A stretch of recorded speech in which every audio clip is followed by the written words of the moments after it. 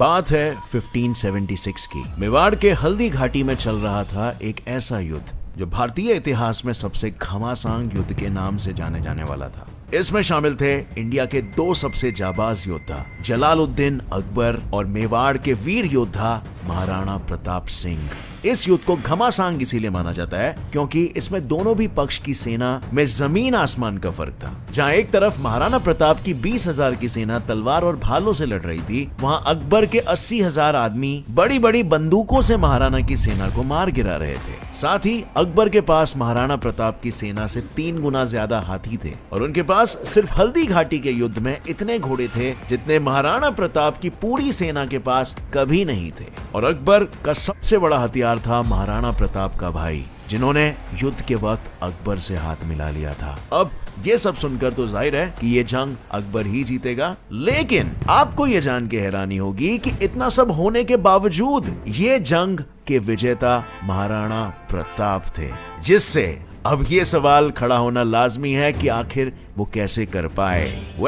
Hello friends, मैं हूं गौरव और आज जो कहानी मैं आपको सुनाने वाला हूं वो सच होने के बावजूद हिस्ट्री टेक्स्ट बुक्स के हिसाब से झूठ है, क्योंकि उनका कहना है कि महाराणा रणभूमि छोड़कर भाग गए थे और युद्ध में जीता अकबर। लेकिन ये नैरेटिव आखिर कहां से आया और क्यों ये इतना प्रोपोगेट किया गया, चलिए सुलझाते हैं इस गुत्थी को in today's video titled Maharana Pratap story that is erased from history.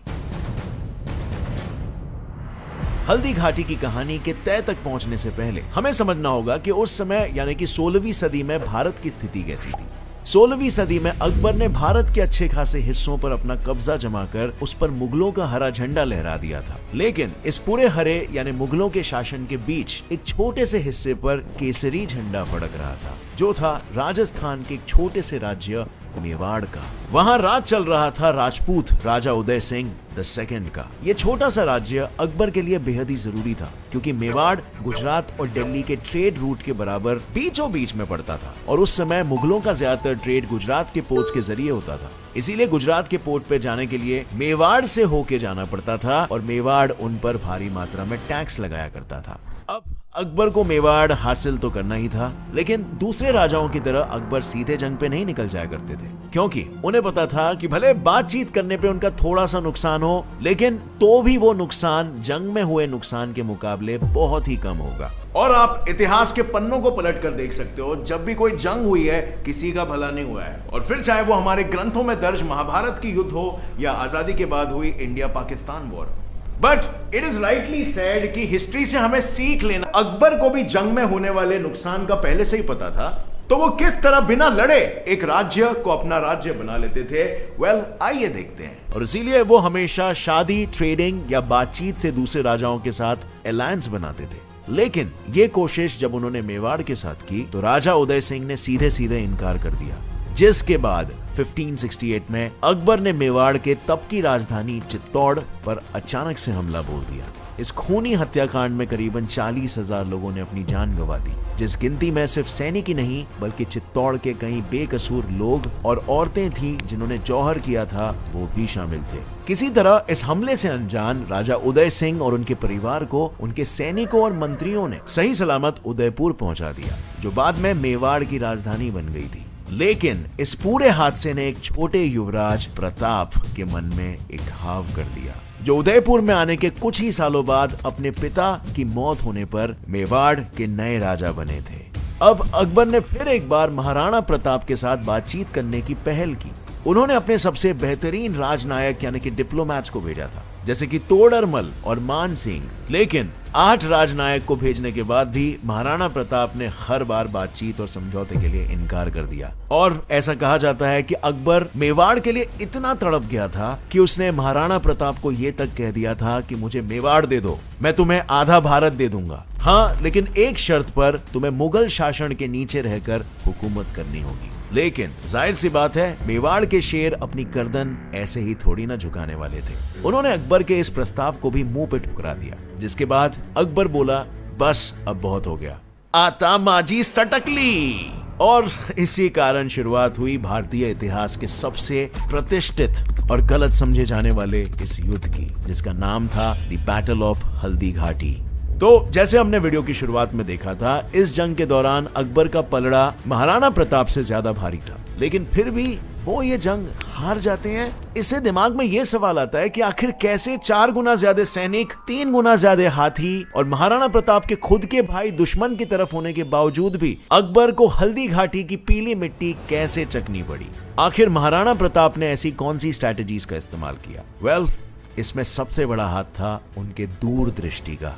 जब किसी ने हल्दी घाटी के युद्ध की कल्पना तक नहीं की थी, उससे पहले ही महाराणा प्रताप ने पूरे युद्ध की योजना बना ली थी। लेकिन उन्हें कैसे पता चला कि युद्ध होके ही रहेगा? अब उसके पीछे का कारण यह था कि जब जब वो अकबर की ओर से आए हुए मंत्रियों से समझौते के लिए बात करते थे और महाराणा उन्हें इनकार कर देते थे, तब तब उन्हें लगता था कि अकबर के साथ जंग की संभावनाएं बढ़ती जा रही है, और इसीलिए उन्होंने फिर जंग से पहले ही योजनाएं बनाने की शुरुआत कर दी। जहां सबसे पहले तो उन्होंने खुद को एक ऐसी जगह पर प्लेस कर दिया कि अगर अकबर उन पर हमला करना चाहे तो उनकी सेना को हल्दी घाटी से गुजर कर ही आना पड़ेगा। और ध्यान रहे कि हल्दी घाटी कोई आम घाटी नहीं थी, उसकी खासियत यह है कि वो कुछ ऐसी दिखती है। अब जैसे कि आप देख सकते हो, उसके बीच से गुजरने की जगह बहुत ही कम है, यानी एक समय पर सिर्फ कुछ ही लोग इसे पार कर सकते हैं, और इसीलिए इस बात से फर्क नहीं पड़ता कि अकबर की सेना कितनी ही बड़ी थी। अगर उन्हें उस घाटी को पार करना था तो उन्हें इस पतली गली से एक एक करके, यानी थोड़े थोड़े लोग करके ही गुजरना पड़ता। और दूसरी चीज जिस पर महाराणा प्रताप का ध्यान गया था वो ये कि चित्तौड़ पर हुए हमले के दौरान अकबर की सेना का सबसे बड़ा हथियार और उनका एक्स फैक्टर था उनका तोप।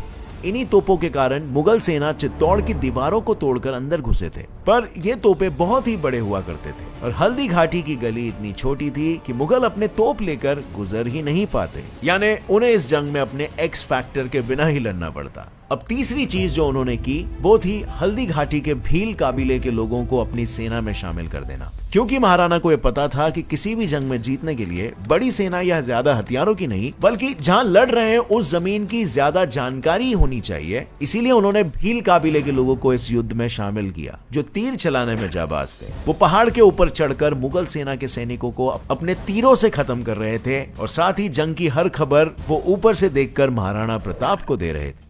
इन्हीं सारी रणनीतियों पर भरोसा कर महाराणा प्रताप 18 जून 1576 की तपती धूप में हल्दी घाटी पर मुगलों से लड़ने पहुंच चुके थे।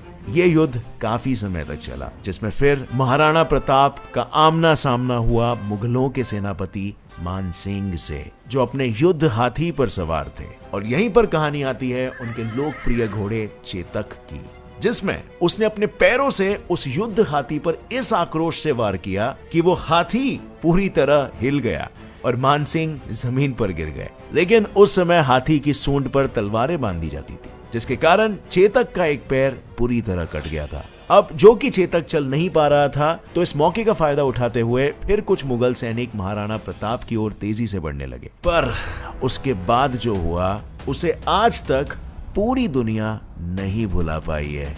नदी के तरह खून बहने के बावजूद चेतक वहां से तेजी से दौड़ पड़ा, और वो भी बिना रुके पूरे 5 किलोमीटर तक। उसने खाई के ऊपर से लगभग 27 मीटर तक की छलांग मारी और दूसरी तरफ पहुंचते ही उसने महाराणा प्रताप को उतार कर अपना दम तोड़ दिया। मुगल सैनिकों के घोड़े इतनी दूर तक कूद नहीं पाए और महाराणा प्रताप वहां से सही सलामत निकल गए। अब ये कहानी सुनकर ऐसा लगना स्वाभाविक है कि महाराणा प्रताप असल में रण छोड़कर भाग चुके थे, लेकिन किसी भी जंग में जीत तब तक नहीं होती जब तक तुम सामने वाले राजा को मार न दो या उसके राज्य पर कब्जा न कर लो। महाराणा प्रताप उस दौरान तो वहां से निकल गए थे, लेकिन वो काफी समय तक वहीं के जंगलों में अपने सैनिकों के साथ रुके थे और मुगलों को वहां से मेवाड़ तक कभी आगे बढ़ने ही नहीं दिया, जिसके बाद अकबर ने गिव अप कर दिया और अगले 20 सालों तक मेवाड़ पर महाराणा प्रताप का ही झंडा फड़कता रहा।